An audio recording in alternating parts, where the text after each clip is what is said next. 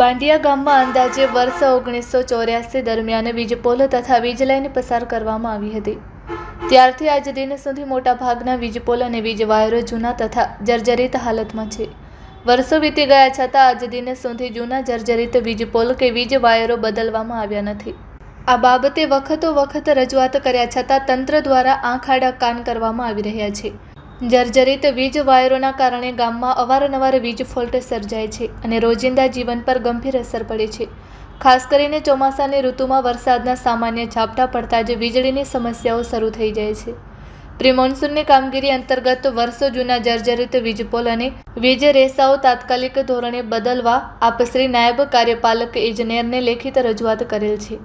તેમ છતાં આપશ્રીએ જર્જરિત વીજ વાયરો અને વીજપોલ બદલવા કોઈ કાર્યવાહી હાથ ધરેલ નથી.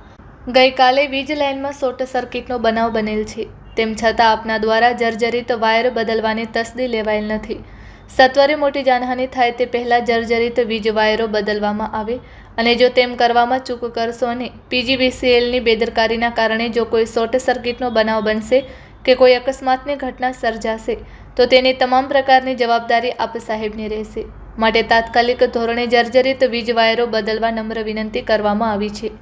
જો દિન 7માં જર્જરિત વીજપોલ અને વીજ વાયરો બદલવામાં નહીં આવે તો આપની કચેરી સામે ગ્રામજનો પ્રતીક ધરણા કરશે, જેને ગંભીર નોંધ લેશો.